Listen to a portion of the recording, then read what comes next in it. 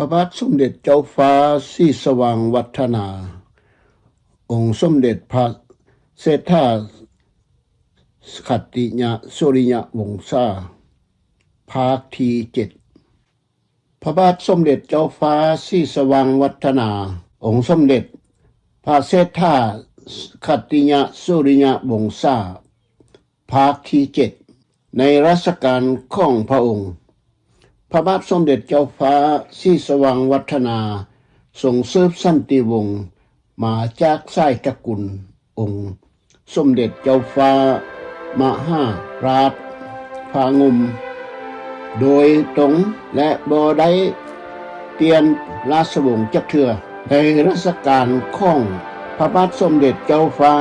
ศรีสว่างวัฒนาองค์พระเศรษฐาขัตติยสุริยวงศาทรงสืบสันติวงศ์มาจากสายตระกูลขององค์สมเด็จเจ้าฟ้างมมหาราชโดยตรงและบ่ได้เปลี่ยนราชวงศ์จักเทื่อนับว่าเป็นเวลานานถึง643ปีถึงในปี1975การเปลี่ยนแปลงการปกครองระบอบใหม่ของประเทศลาวโดยโค่นล้มจากระบอบประชาธิปไตยหรือเสรีภาพประชาธิปไตย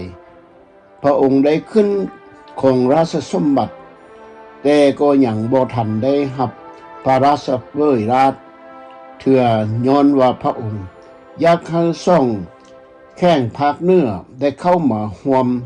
อยู่ในวงศาคณาญาติแห่งชาติเสียก่อนจึงจะเฮ็ดพระราชพิธีเสวยราชอย่างเต็มเปี่ยมย้อนว่าซ่องแข้งภาคเหนือนั้นแม้นเป็นเขตเต้าโหมของคณะแนวลาวอิสระหรือเอิ้นว่าแนวลาวรักษาโดยการนำพาของเจ้าสุภานุวงศ์ของเจ้าวังหน้าเจ้าสุวรรณภูมาซึ่งใส่ไพ่นี้เป็นแต้มเกมการเมืองต่อลงนับตั้งแต่ปี1960และประกาศต่อความเป็นที่ในปี1962โดยมี14ประเทศเซ็นสัญญารับรู้ให้แก่ลาวเป็นกลางตลอดมาเจ้าสุวรรณภูมาได้รับชัยชนะบันสุดท้ายของการเข้าของฝ่ายแนวลาวรักษา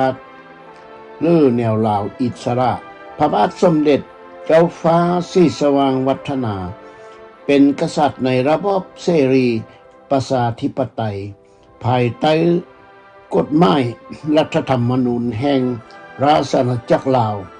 และเป็นองค์ธรรมอิฐที่ได้รับการศึกษาขั้นสูงสุดแบบตะวันตกและยักทอนโหมลาวทุกแคว้นเข้ามาร่วมอยู่ในวงศาคณาญาติแห่งชาติตระกูลไตลาวเดียวกันกับพระราชบิดาของพระองค์ที่ได้ทอนโหมเอา3อาณาจักรลาวเข้าร่วมกันได้ในทรงสัญญานามว่าพระปิย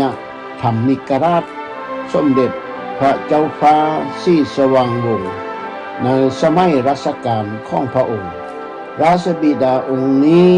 ปกครองบรรดาวงศาคณาญาติแห่งชาติลาวฝั่งขั้วแม่น้ำลานช้างก็ได้หนีมาขอพึ่งบารมีภายใต้โพธิสมภารของพระราชบิดาของสมเด็จเจ้าฟ้าสายศรีสว่างวัฒนานี้แถมยังเอาดินดอนบอนเป่าว่างให้พวกที่นี่ข้ามแม่น้ำคองแม่น้ำลานช้างมาทำให้ส่วนหาเลี้ยงชีพกินอย่างมีสิทธิเสรีภาพในการทำมาค้าขายเพื่อสร้างสาพัฒนาชาติร่วมกันสิ่งที่กล่าวมานี้ล้วนแล้วแต่พระองค์ได้สร้างคุณธรรมและพ้นพระราชกรณียกิจที่จำเป็น ประจำของพระองค์สิ่งที่พระองค์มีความเป็นห่วงเป็นใยที่สุดนั้นก็คืออยากให้เห็นเบาภัยราษฎรมีความถูกต้องปรองดองกันให้ถือศีลธรรมเป็นหลักค้ำจุน พระพุทธศาสนาที่จำเป็นยิ่งและหลักเศร้าค้ำจูนทนุถนอมบำรุงในสิ้นธรรมบ่ให้ละเว้นเห็นได้ชัดเจนที่สุดนั้นคือพวกแนวลาวอิสระเคยก้าวประนามตลอดมาว่าระบอบศักดินาพาให้คนขี้ค้านศาสนาพาให้เจ้าศักดินาบ่ก้าวหน้าและเชื่อแต่ความงมงายดังนี้เป็นต้นของคำโฆษณาสวนเสือของระบอบการเมืองพรรคเดียวสังคมนิยมคอมมิวนิสต์ตำลาใบแบบสุดท้ายภาราชกยกิจและเหตุการณ์สำคัญในช่วงรัชกาลของพระองค์ในปี 1940 พระองค์ได้เข้าร่วมในกิจการต่างๆที่พระองค์เห็นว่า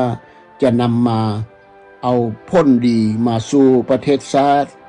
คือทรงได้แห่ติดตามพระราชบิดาไปร่วมในงานพระราชประสงค์ในราชาภิเษกพระบาทสมเด็จเจ้าฟ้านรดมสิหนุที่ราชอาณาจักรกัมพูชาในปี 1943 พระองค์ทรงได้รับตอนพระบาทสมเด็จเจ้าฟ้านรดมสิหนุที่ได้เสด็จมาเยี่ยมยามราชอาณาจักรลาวอย่างเป็นทางการภาพที่เห็นอยู่นี้แม้นส่วนหนึ่งเป็นประจักษ์ตาและให้เป็นสักขีพยานสมเด็จเจ้าฟ้าสายศรีสว่างวัฒนาต่างพระเนตรพระกัน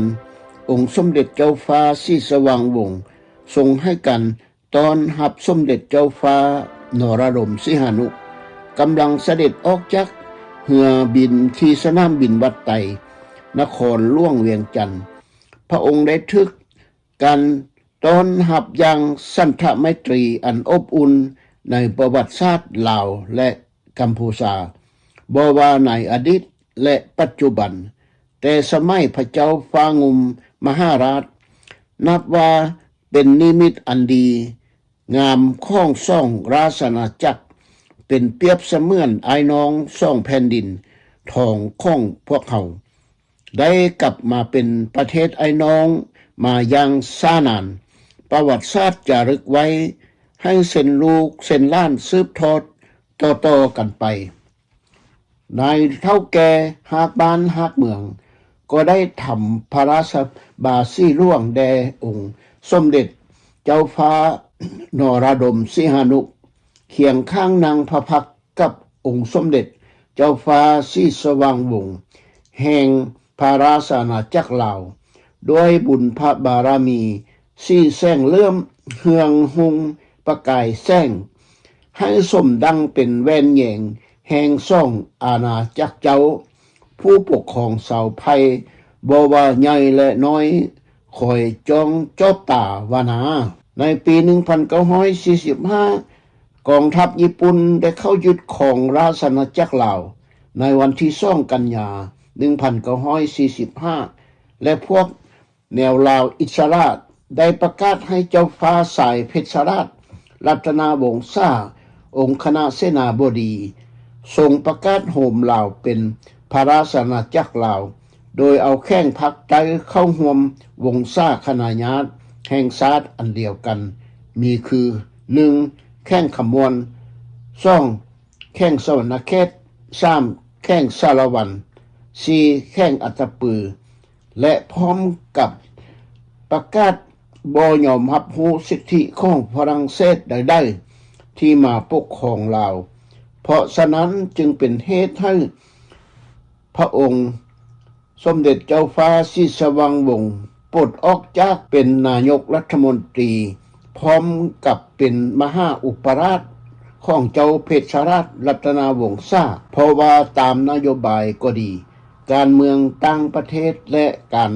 พัวพันใดๆกับต่างประเทศอยู่ในหลักการกฎหมายสากลที่ให้ถูกต้องนั้นควรจะผ่านสภารัฐมนตรีและสภาผู้แทนราษฎรเห็นดีเห็นพร้อมก่อนและจะต้องผ่านคะแนนเห็นดีจากเสียงส่วนหลายแบบเสรีประชาธิปไตยที่พระองค์เจ้าฟ้าศรีสว่างวงศ์ได้มอบให้ สภาเป็นหลักค้ำจูนของประเทศชาติเป็นผู้ลงมติตกลงผ่านเสียงส่วนหลายก่อนบ่แม่นแต่ให้ฝ่ายอำนาจบริหารจะตัดสินใจโดยลำพังแต่นายกผู้หนึ่งผู้เดียวนั้นจึงบ่สมควรมีบางคนบ่เข้าใจได้เอาแต่หัวคิดคนเดียว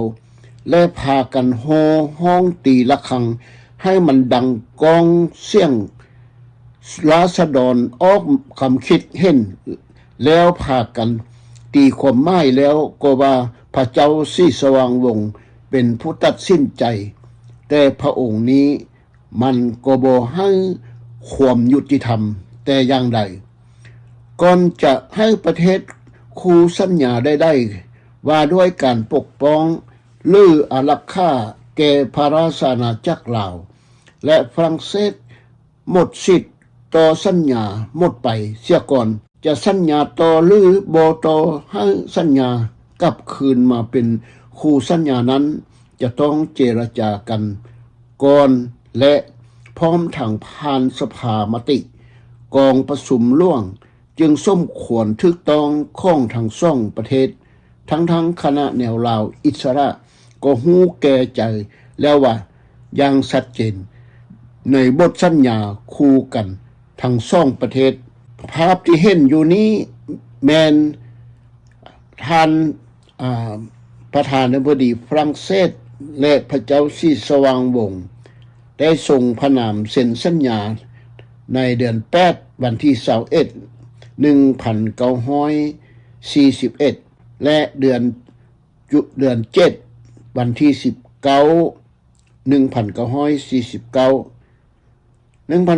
1945จึงสมควรถูกต้องตามทั้งสองคู่สัญญานำกันนี้ก็เพื่อว่าบ่อยากให้เป็นปรปักษ์ต่อกันไปภายข้างหน้ามีท่าทีในการร่วมมือกันในความเป็นมิตรที่ดีมีผลได้รับทั้งสองฝ่ายและเฮาอาจจะบ่เห็นได้ว่าดังนั้นลาวก็จะตกเป็นหัวเมืองขึ้นของประเทศอื่นอย่างบ่ต้องสงสัยอีกส่วนหนึ่งภาพที่เห็นอยู่ในนี้แม่นกษัตริย์เจ้าฟ้าศรีสว่างวัฒนาได้กำหนดให้เจ้าชาย3พระองค์จัดตั้งรัฐบาลผสม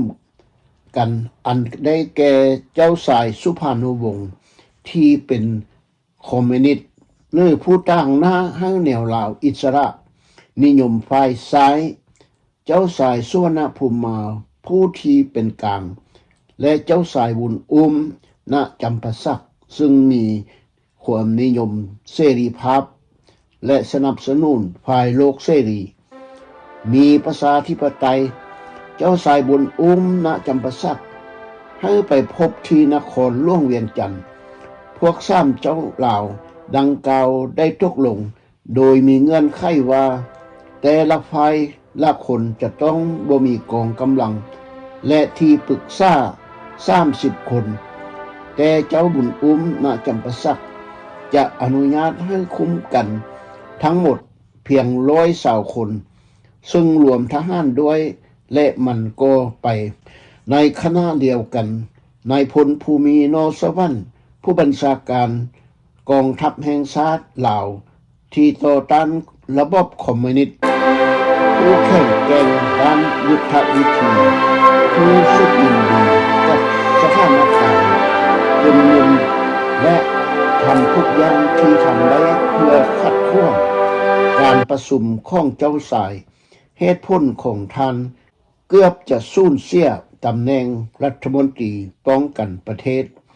ภายใต้รัฐบาลประชุมและโดยทั่วไป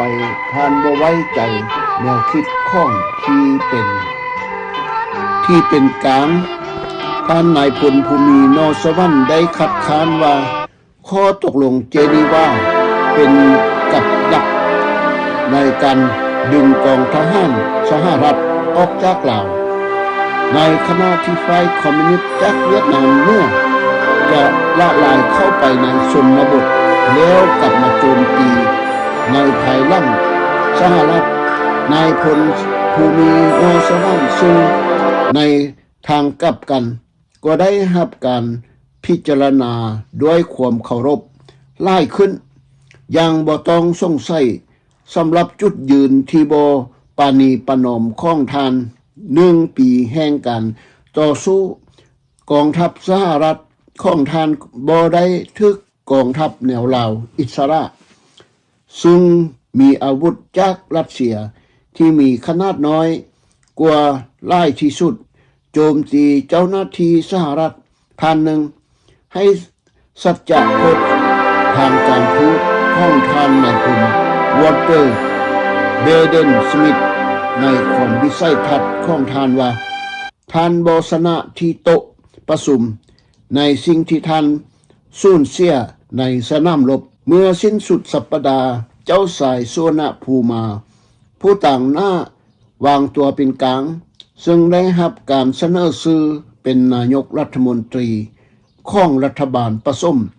ที่ยังบ่ได้จัดตั้งได้ให้ความบันเทิงแก่ผู้มาเยี่ยมยามที่บ้านพักในชนบทใกล้ๆเมืองเสียงขว้างเจ้าสายสุวรรณภูมาโกกล่าวว่าไสยชนะของพระองค์แม่นหลีกเลี่ยงบ่ได้และพระองค์ได้เชื้อเชิญเอานักวิชาการรัสเซียให้ศึกษาร้อยพันกิโลวัตต์แล้วหงไฟฟ้าให้แขวงเสียงขว้างได้เรียกร้องให้ฝ่ายคอมมิวนิสต์เวียดนามเนื้อสร้างโรงแรมขนาดน้อยและเฮือนอยู่ให้แก่คณะทูตท่านยังกล่าวตื่นว่าข้าพเจ้าได้รับการสุกยูจากข้อตกลงของสหรัฐและรัสเซียเกี่ยวกับประเทศลาวที่เป็นกลางในขณะที่ทานเว้าอิลิสยูซินซีขี้เทาค้นทรงไม้ที่อยู่ถึงหัวผูในเส้นทางของพวกเขาไปห้าน้ำมันและการสนองให้การทหารณที่บ้านหินเฮิบห่างจากเวียงจันทน์ไปทางซ้ายเหนือ45ไม้เจ้าสายลาวทั้ง3พระองค์พบกันวันที่6ของเดือนตุลาเพื่อหารือเกี่ยวกับการจัดตั้งรัฐบาลประสมเพื่อการสงบศึกในประเทศที่เป็นอัมพาต1969ในหมู่บ้านอันเดียวเงียบสงบที่ลึกลับแม่น้ำเล็กไหลผ่านช่องฟังฟากแม่น้ำอาจจะกลายเป็นสื่อเสียงที่สำคัญในแผนที่ของโลกลึกลับแห่งนี้เจ้าสายลาวทั้ง3พบกันที่เวียงจันทน์หลังจากการเจรจากันอันยาวนานเจ้าสายทั้ง3ที่เป็นหัวหน้าของพรรคฝ่ายการเมืองให้มีความโด่งดังทั่วโลกประวัติการนี้ซึ่งเป็นหัวหน้ากลุ่มการเมืองที่ฝักใฝ่ต่างอุดมการณ์ต่างแนวคิดที่รักษาแตกต่างกันได้พบปะเจรจาที่เวียงจันทน์นี้ในวันที่27เดือนธันวาปี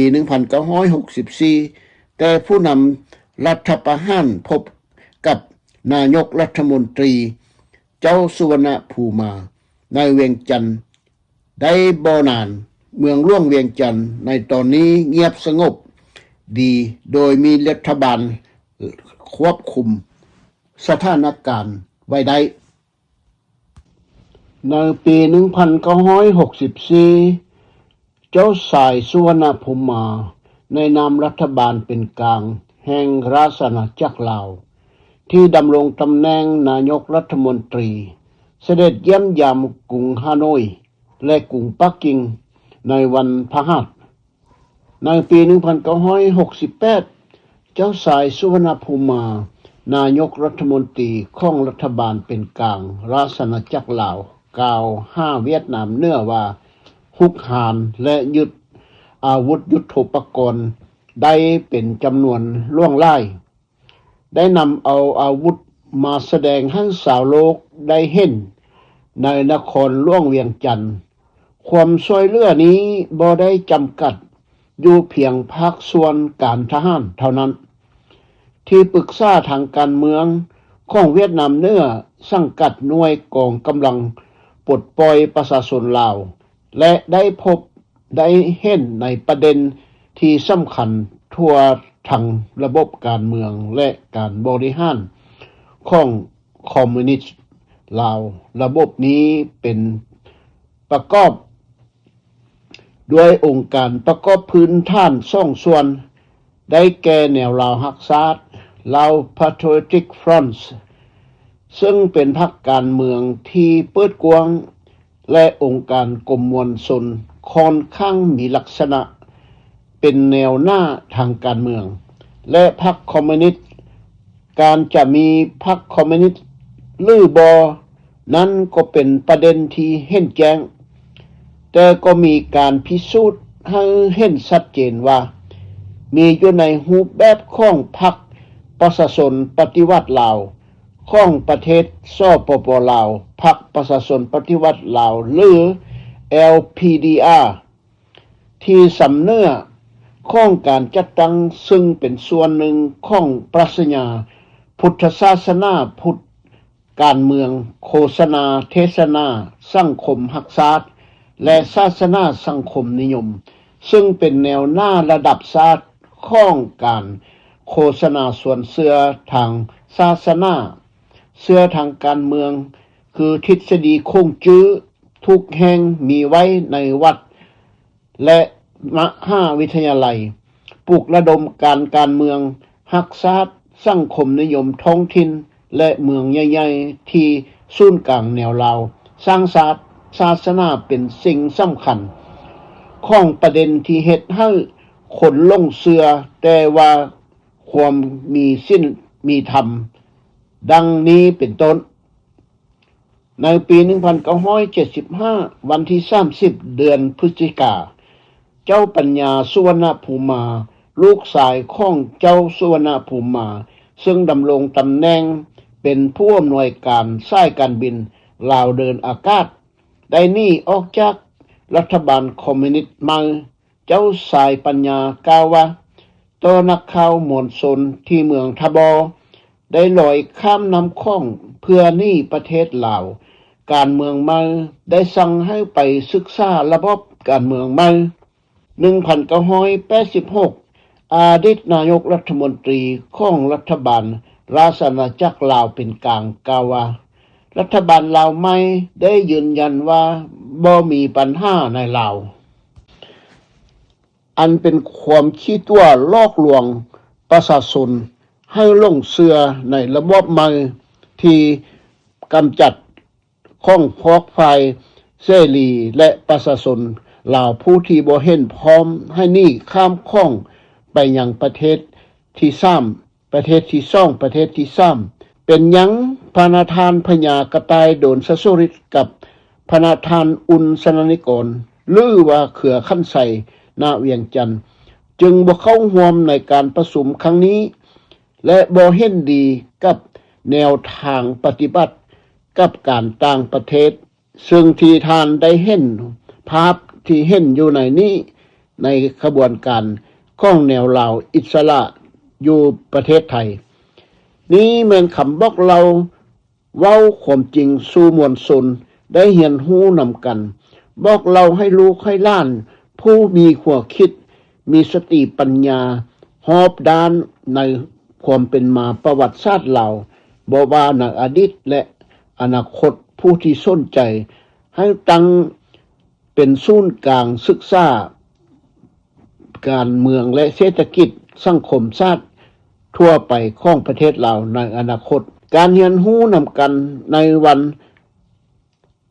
เสด็จเจ้าบุญอุ้มและเสด็จเจ้ากินดาวงศ์ได้กำชับให้ข้าพเจ้าเดินทางไปพบกับเจ้าหน้าที่ของ CIA หรือ OSS อย่างลับๆและพระนาธานพญากระต่ายเองก็เห็นดีกับข้าพเจ้าว่าลาวอิสระนี้ให้การสนับสนุนแก่ศัตรูพันธมิตรร่วมกับพวกสยามทรงเสด็จได้เน้นถึงความพัวพันและการรู้บุญคุณแก่ผู้ให้กำลังการต่อสู้เคียงบ่าเคียงไหลนำพวกกองรบ พันธมิตรคือกองกำลังเสรีลาวนี้เพื่อกอบกู้เอาเอกราชมาสู่ดินแดนลาวให้ประกาศเป็นลาวเสรีมีสิทธิเสรีภาพและประชาธิปไตยอันแท้จริงจึงว่าเอกราชอันแท้จริงบ่แม่นเอกราชอันจอมปลอมของแนวลาวอิสระหรือแนวลาวรักษาเอิ้นกันนี่ดอกท่านกล่าวสู่ลูกหลานผู้ตั้งใจฟังและเรียนรู้ประวัติศาสตร์ลาวอย่างโปร่งใสในความเป็นจริงเหตุการณ์สิ่งสำคัญนั้นต้องเสด็จเจ้าบุญอุ้มณจำปาสักโดยพระนาทานพญากระต่ายโดนสสุริตเสด็จเจ้ากินดาวงศ์โดยพญาร่วงเมืองจันทร์อุทองสุวรรณวงศ์และพระนาทานพญาอุลสนานิกรหรือเครือขั้นใสณเวียงจันทร์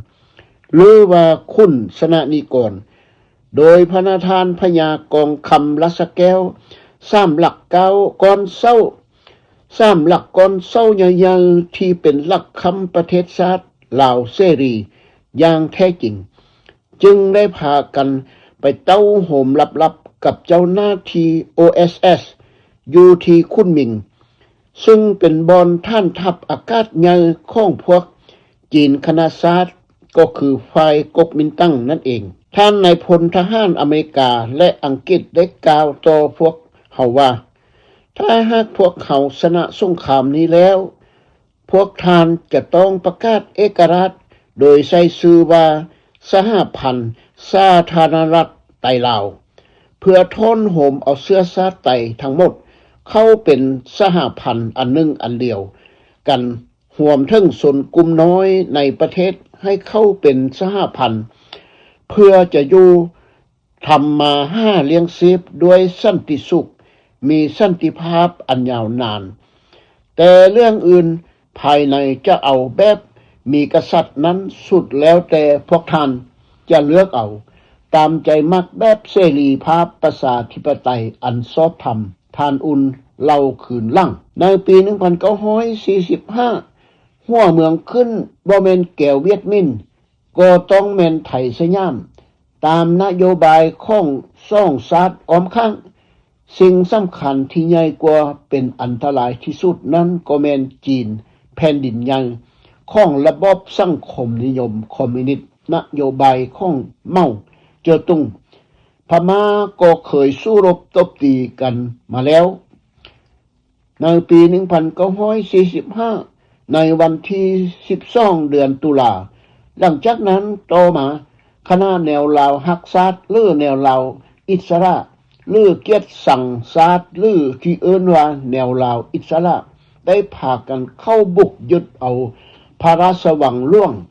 โดยมีการนำพาของฝ่ายสนับสนุน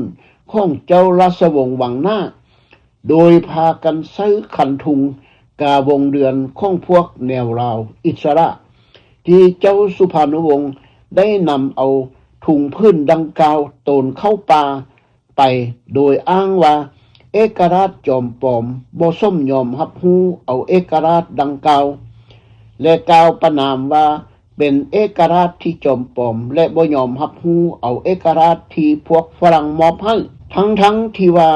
เอกราชนั้นแม้นได้มาซึ่งการนำพาต่อสู้ของกองกำลังเสรีลาวเคียงมาเคียงไล่กับฝ่ายพันธมิตรทหารโลกเสรีได้ตีเอาไสยชนะจากพวกฝ่ายจักรพรรดิญี่ปุ่นและพวกนาซีเยอรมันฮิตเลอร์กับฟาสซิสต์ซิซิลานีอิตาลีอย่างรับมอดไปให้เลือดแต่ฝุ่นละอองนองเลือดและตึกเพพังย้อนพวกเข้ามีจิตใจโหดเหี้ยมอำมหิตต่อสาวโลกที่ได้ประนามพวกพันธมิตรได้เน้นให้ฝรั่งเศสโดยเฉพาะสหรัฐอเมริกาเป็นแกนนำบอกให้ฝรั่งเศสนั้นควรมอบเอกราชให้แก่3ประเทศชาติอินโดจีนเคยเป็นอาณานิคมมาแต่ก่อนทางฝรั่งเศสคู่ร่วมพันธมิตรบ่ออกเสียงคัดค้านกับสหรัฐอเมริกาแต่ก็ต้องให้มีการเป็นไปตามขั้นตอนจะมอบอำนาจเอกราชให้แก่ลาวมีเอกราชอย่างแท้จริง แต่พวกแนวลาวอิสระก็ยังดื้อด้านแบบหัวชนฟ้าไปทำการต่อสู้นำเอาพวกแก้วเวียดมินเข้ามาหุกหานลาวอยู่บ่หยุดยัง้งเพราะการเมืองภายในของลาวทั้งหมดมันขึ้นกับ3ไอ้น้องซ่องเจ้าหวังหน้าไอ้น้องของเจ้าหวังหน้าเพื่อแย่งสิ่งเอาสถาบันพระมหากษัตริย์เพื่อจะได้ปกครองประเทศบ่วันได้ก็วันหนึ่งข้างหน้าแต่อานิจจาลิงกับลิงสิ่งกันขึ้นไหมบัดสิได้แม่นพวกใบขัดปัญญาเข้ามานั่งแทนแม่นใบแม่นในปีข้างหน้าบ่กายจักปีหรือจะเห็นประจักษ์อย่างชัดเจน